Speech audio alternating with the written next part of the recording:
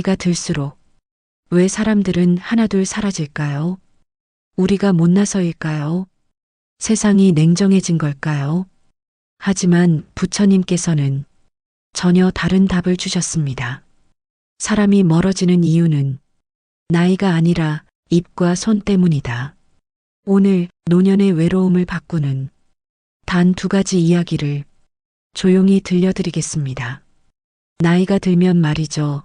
참 묘한 일이 벌어집니다. 젊었을 때는 그렇게 사람들이 많았는데 어느 순간부터 내 주변이 조용해지는 거예요. 명절에도 자식들은 바쁘다고 하고 예전에 친하게 지냈던 친구들과도 연락이 뜸해집니다. 그러면 우리는 이렇게 생각하죠. 세상이 야박해졌구나. 사람들이 각박해졌어. 하지만 부처님께서는 다르게 말씀하십니다. 외로움의 원인을 밖에서 찾지 말고 내 안을 먼저 들여다보라고 하십니다. 오늘 이 시간에는 나이 들어가면서 우리가 꼭 알아야 할 2가지에 대해 말씀드리려 합니다. 하나는 입이고 또 하나는 손입니다. 입을 닫는다는 것과 주머니를 연다는 것, 이 2가지가 어떻게 우리의 노년을 평안하게 만드는지 천천히 살펴보겠습니다. 편안한 자세로 앉으셔서 마음을 고요히 하시고 들어주십시오. 서두르지 않아도 됩니다. 우리에겐 이제 충분한 시간이 있습니다. 부처님께서는 말씀하셨습니다. 사람이 짓는 업에는 3가지가 있다고. 몸으로 짓는 업, 마음으로 짓는 업, 그리고 입으로 짓는 업입니다. 이 중에서도 가장 조심해야 할 것이 바로 입으로 짓는 업이라고 하셨어요. 왜 그럴까요? 생각해 보십시오. 몸으로 짓는 잘못은 그래도 우리가 알아챕니다. 손을 들어 누군가를 때리려고 하면 그 순간 이러면 안 되지 하고 멈추게 됩니다.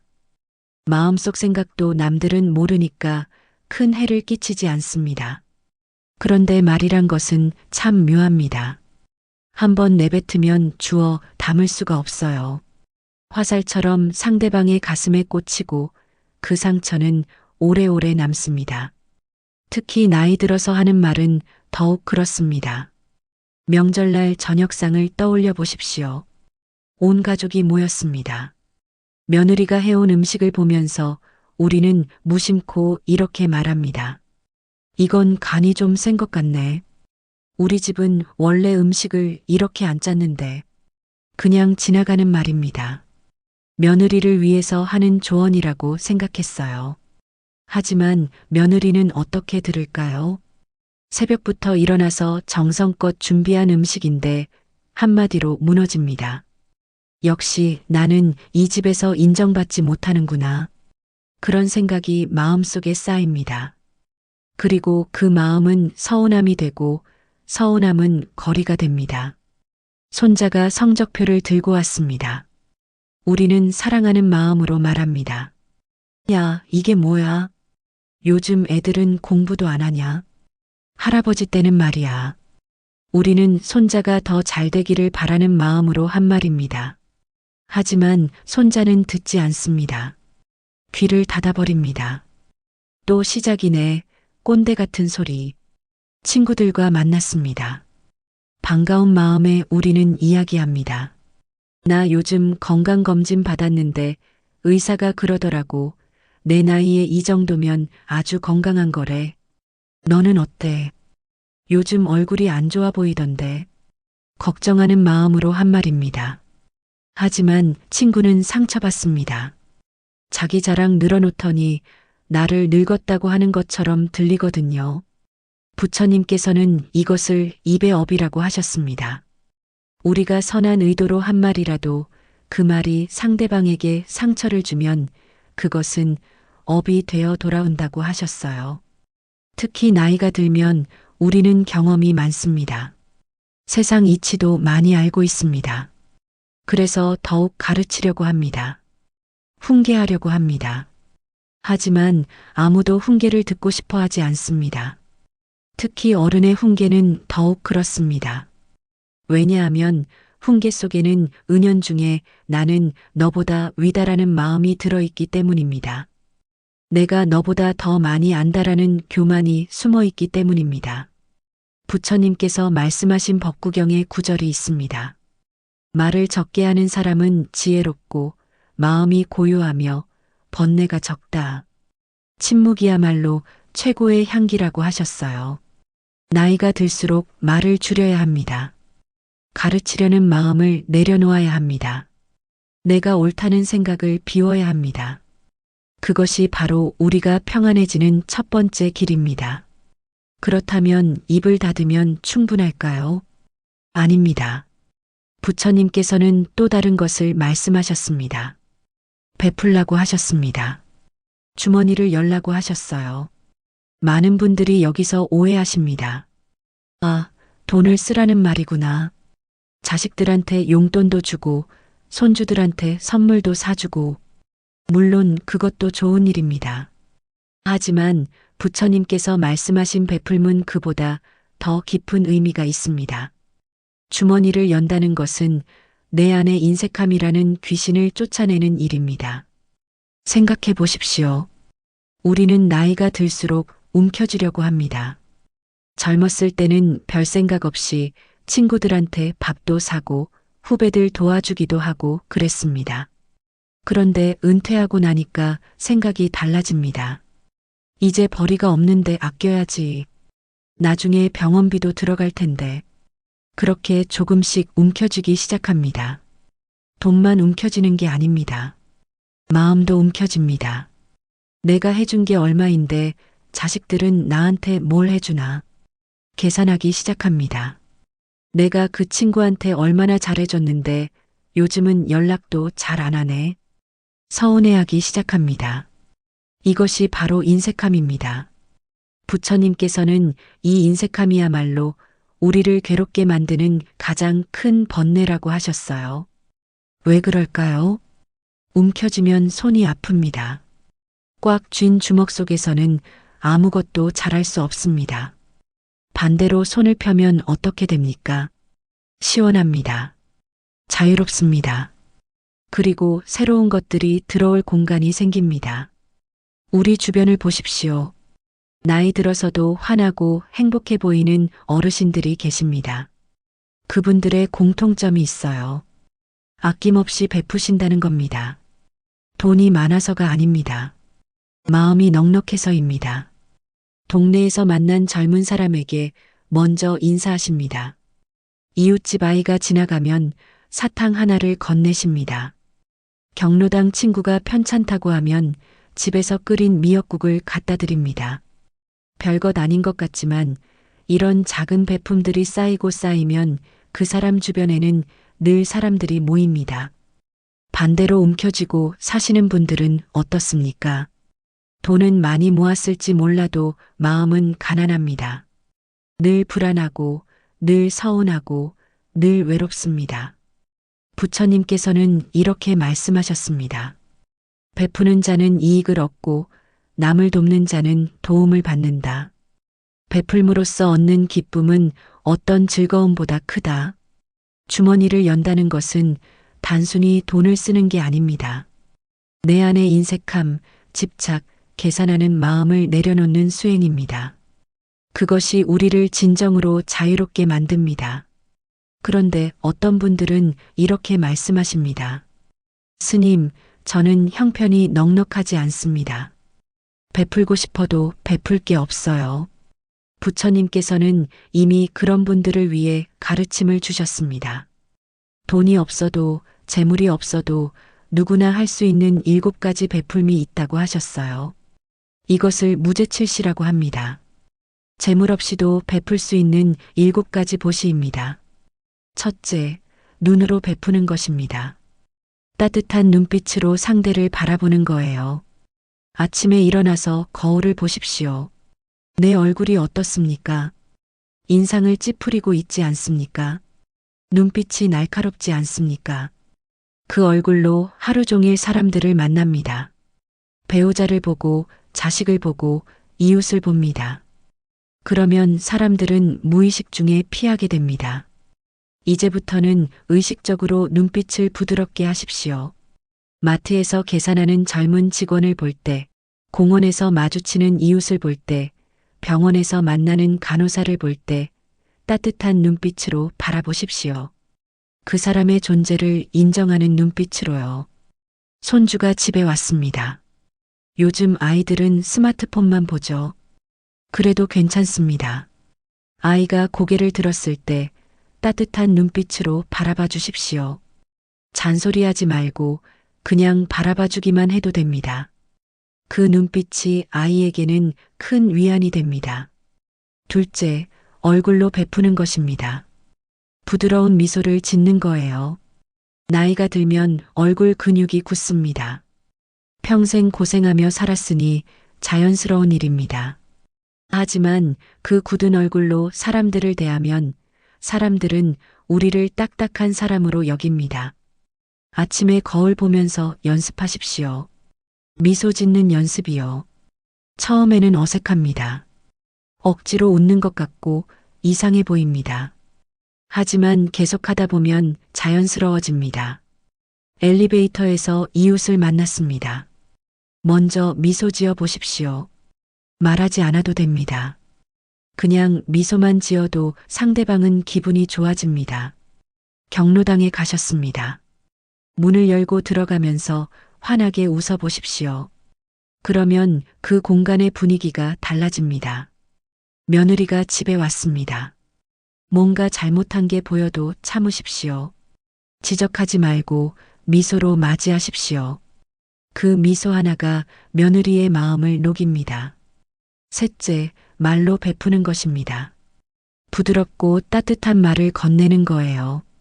아까 입을 닫으라고 했는데 말을 하라니 모순 같습니까? 그렇지 않습니다. 입을 닫으라는 것은 훈계하지 말라는 뜻입니다. 비난하지 말라는 뜻입니다. 하지만 따뜻한 말, 격려하는 말, 인정하는 말은 많이 해야 합니다. 아들이 직장에서 힘든 일을 겪었습니다. 우리는 이렇게 말하고 싶습니다. 그러게 내가 뭐라고 했어. 그렇게 하면 안 된다고 했잖아. 하지만 참으십시오. 대신 이렇게 말하십시오. 힘들었겠구나. 고생했어. 그것만으로도 충분합니다. 아들은 위로받습니다. 인정받는다고 느낍니다. 배우자가 저녁을 준비했습니다. 평생 당연하게 여기며 살았습니다. 하지만 이제는 말하십시오. 고맙습니다. 맛있게 먹겠습니다. 단 2마디면 됩니다. 그 2마디가 수십 년 함께 산 사람에게 얼마나 큰 기쁨을 주는지 아십니까? 넷째, 몸으로 베푸는 것입니다. 작은 행동으로 도움을 주는 거예요. 버스 정류장에서 기다리고 있습니다. 짐을 많이 든 젊은 엄마가 보입니다. 아이를 안고 유모차를 끌고 있어요. 버스가 왔을 때 문을 잡아주십시오. 유모차를 들어주십시오. 힘들지 않습니다. 잠깐이면 됩니다. 아파트 엘리베이터에서 누가 뛰어옵니다. 문을 잡아주십시오. 급한 사람입니다. 그 작은 배려가 상대방에게는 큰 감사입니다. 횡단보도에서 신호를 기다립니다. 옆에 할머니가 계십니다. 말을 걸지 않아도 됩니다. 신호가 바뀌면 함께 천천히 건너주십시오. 그분도 느리게 걷습니다. 혼자 건너려면 불안합니다. 함께 걸어주는 것만으로도 큰 도움입니다. 다섯째, 마음으로 베푸는 것입니다. 상대방의 기쁨을 함께 기뻐하고 슬픔을 함께 슬퍼하는 거예요. 이웃이 아들의 결혼 소식을 전합니다. 우리 마음속에는 이런 생각이 듭니다. 우리 애는 아직인데. 하지만 그 마음을 내려놓으십시오. 진심으로 축하해 주십시오. 질투하지 말고 비교하지 말고 진심으로 기뻐해 주십시오. 친구가 건강검진에서 좋은 결과를 받았습니다. 부러운 마음이 듭니다. 하지만 내 일처럼 기뻐해 주십시오. 그 기쁨이 나의 기쁨이 되고 결국 나에게 돌아옵니다. 반대로 누군가 어려움을 겪고 있습니다. 내 일이 아니라고 외면하지 마십시오. 마음으로라도 아파해 주십시오. 그 마음이 상대방에게 전해집니다. 6째, 자리를 베푸는 것입니다. 앉을 자리, 쉴 곳을 내어주는 거예요. 지하철에 탔습니다. 자리가 있습니다. 그런데 젊은 사람이 올라왔습니다. 임산부처럼 보입니다. 혹은 아주 피곤해 보입니다. 자리를 양보하십시오. 물론 우리도 나이가 있습니다. 우리도 피곤합니다. 하지만 내가 견딜 수 있다면 양보하는 것이 아름답습니다. 집에 누군가 찾아왔습니다. 자식의 친구일 수도 있고 이웃일 수도 있습니다. 거실에서 텔레비전을 보고 있었습니다. 내가 좋아하는 프로그램입니다. 하지만 양보하십시오. 방으로 들어가서 손님에게 편안한 공간을 내어주십시오. 7째, 집을 베푸는 것입니다. 머물 곳을 제공하는 거예요. 이것이 가장 어려운 베품입니다. 하지만 할 수 있는 범위에서 하면 됩니다. 먼 곳에서 자식이 왔습니다. 불편하더라도 재워주십시오. 친구가 잠시 어려움을 겪고 있습니다. 하루 이틀 묵을 곳이 필요합니다. 가능하다면 도와주십시오. 꼭 사람을 재우는 것만이 아닙니다. 길고양이가 추운 겨울에 떨고 있습니다. 현관 앞에 작은 박스라도 놓아주십시오. 작은 생명에게도 쉴 곳을 내어주는 것, 그것이 집을 베푸는 것입니다. 이 7가지는 돈이 한 푼도 들지 않습니다. 하지만 이것을 실천하면 우리 삶이 완전히 달라집니다. 사람들이 우리를 따뜻한 사람으로 기억합니다. 외롭지 않게 됩니다. 베풀면 결국 나에게 돌아옵니다. 이제 가장 민감한 이야기를 해보겠습니다. 자식과의 관계입니다. 대부분의 어르신들이 가장 힘들어하시는 부분이 바로 자식과의 관계입니다. 평생 키우고 가르치고 희생했는데 막상 나이 들고 보니 자식들은 멀어져 있습니다. 명절에나 얼굴 한번 보고 전화도 일주일에 한 번 할까 말까 합니다. 서운합니다. 섭섭합니다. 내가 뭘 잘못했나 생각하게 됩니다. 하지만 부처님께서는 말씀하십니다. 집착하지 말라고. 자식도 결국 인연으로 만난 인연일 뿐이라고 하셨어요. 충격적인 말씀입니까? 하지만 곰곰이 생각해보면 진리입니다. 자식은 내 소유물이 아닙니다.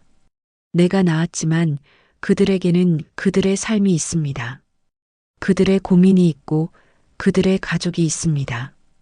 우리가 자식에게 서운해하는 이유는 무엇입니까? 기대가 있기 때문입니다. 이만큼 해줬으니 이만큼은 돌아와야지라는 계산이 있기 때문입니다. 이것이 바로 집착입니다. 자식에게 입을 닫는다는 것은 이런 뜻입니다. 간섭하지 않는 것입니다. 자식이 결혼했습니다. 며느리든 사위든 마음에 안 드는 부분이 보입니다. 손주 교육 방식도 우리 때와 다릅니다. 하지만 참으십시오. 그들이 선택한 삶입니다. 그들이 책임질 일입니다. 그렇게 하면 안 돼. 내 말 좀 들어봐. 내가 경험이 많아서 하는 말인데 이런 말들을 참으십시오. 한마디 한마디가 자식에게는 부담입니다. 압박입니다. 평가하지 않는 것입니다.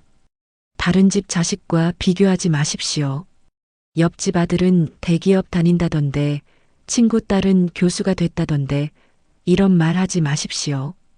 자식은 최선을 다해 살고 있습니다. 그들 나름대로 열심히 살고 있습니다. 과거를 들먹이지 않는 것입니다. 내가 너를 키우느라 얼마나 고생했는지 아니, 너 대학 보내느라 우리가 얼마나 힘들었는데, 이런 말은 이제 그만하십시오. 자식이 모를 리 없습니다. 알고 있습니다. 하지만 계속 듣는 것은 고통입니다. 부모의 희생을 무기로 삼지 마십시오. 사랑은 대가를 바라지 않습니다. 진정한 사랑은 자유롭게 하는 것입니다. 그렇다면 지갑을 연다는 것은 무엇입니까? 자식이 경제적으로 힘들 때 도와주는 것입니다. 물론 무턱대고 주라는 게 아닙니다. 우리도 노후 준비가 필요합니다. 하지만 여유가 있다면 진짜 어려울 때 도와주십시오. 조건 없이 도와주십시오.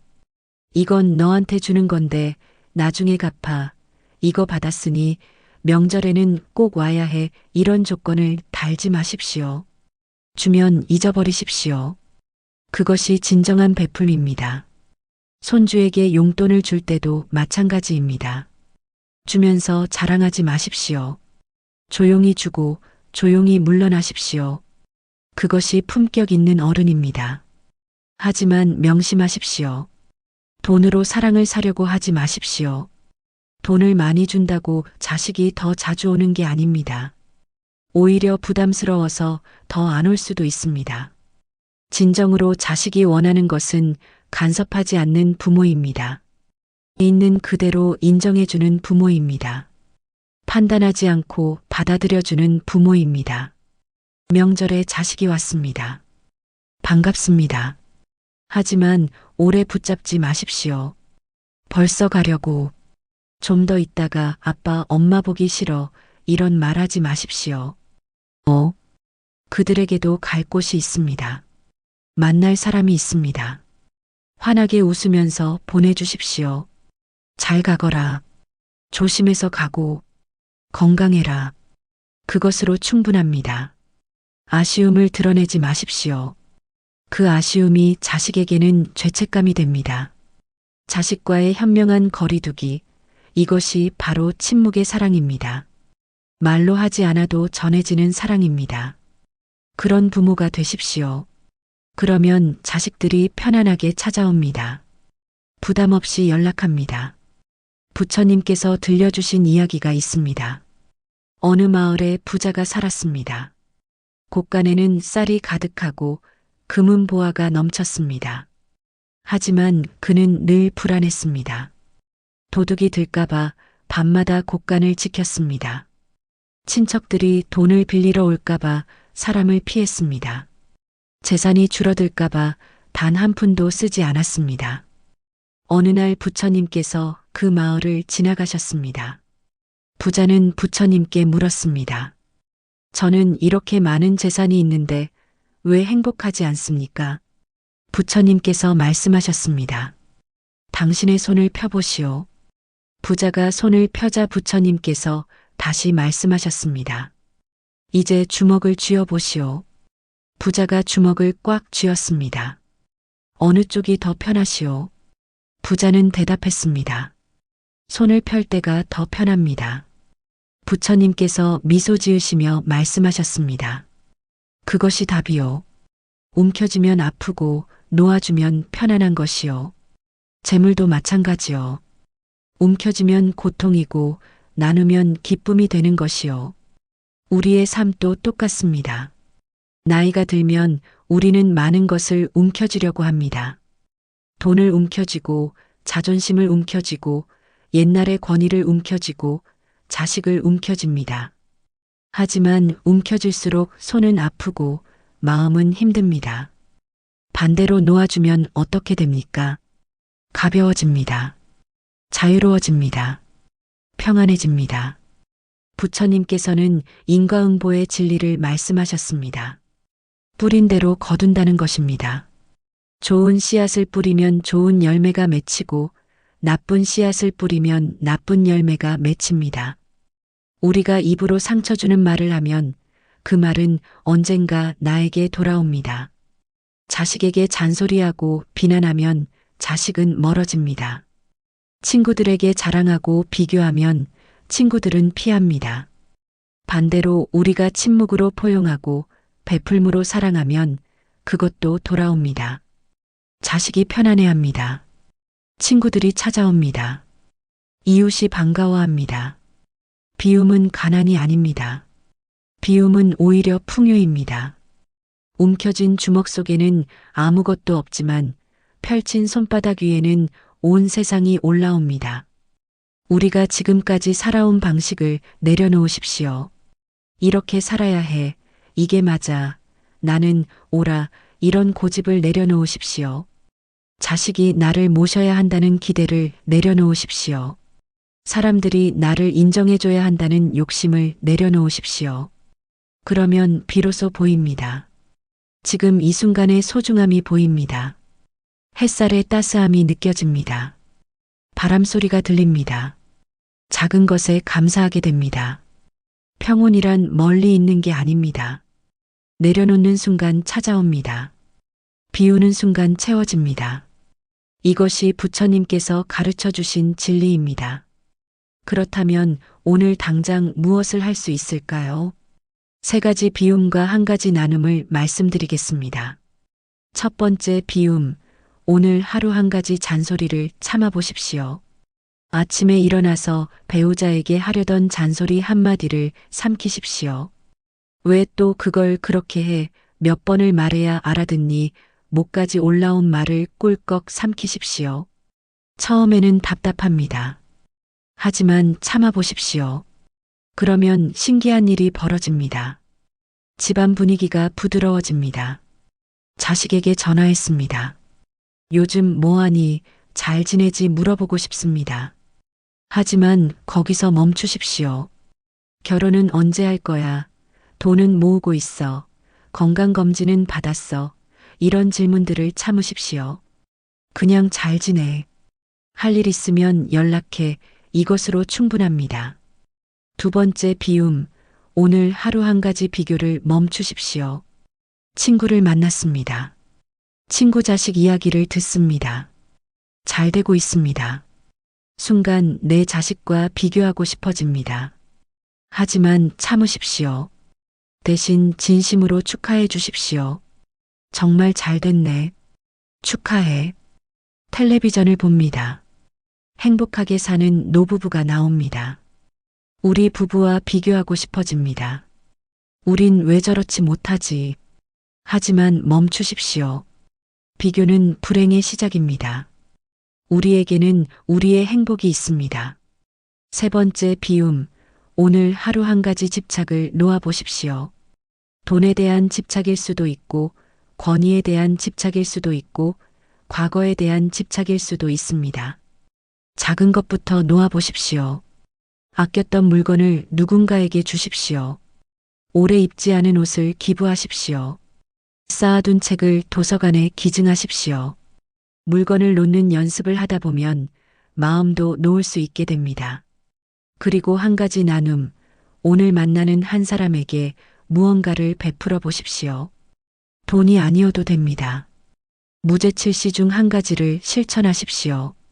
따뜻한 눈빛, 환한 미소, 부드러운 말 한마디, 작은 도움, 진심 어린 축하, 자리 양보, 무엇이든 좋습니다.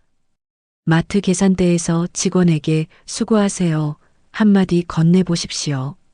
경로당에서 만난 친구에게 먼저 미소 지어 보십시오. 공원에서 산책하다 마주친 강아지에게 따뜻한 눈빛을 보내보십시오. 아주 작은 실천입니다. 하지만 이 작은 실천이 쌓이고 쌓이면 우리 삶 전체가 변화합니다. 매일 저녁 잠들기 전에 오늘 하루를 돌아보십시오. 오늘 나는 몇 마디를 참았나? 오늘 나는 무엇을 나눴나? 그렇게 하루하루 점검하다 보면 어느새 입을 닫고 손을 펴는 것이 자연스러워집니다. 나이가 든다는 것은 축복입니다. 오랜 세월을 살아왔다는 것은 그만큼 많은 은혜를 받았다는 뜻입니다. 이제 그 은혜를 갚을 때입니다. 받은 만큼 돌려줄 때입니다. 입을 닫는다는 것은 침묵의 지혜입니다. 주머니를 연다는 것은 베풀매 실천입니다. 이 두 가지만 기억하십시오. 그러면 우리의 노년은 외롭지 않습니다. 평안합니다. 부처님께서 전하시는 말씀이 있습니다. 나이 든 사람의 아름다움은 얼굴에 있지 않고 마음에 있다. 말이 적고 덕이 많은 사람은 어디서나 환영받는다. 베풀물 즐기는 사람에게는 저절로 복이 따른다. 오늘부터 하루하루 작은 변화를 만들어 가십시오. 한 번에 다 바꾸려고 하지 마십시오. 천천히 하나씩 꾸준히 실천하십시오. 그러면 어느 날 문득 깨닫게 될 것입니다.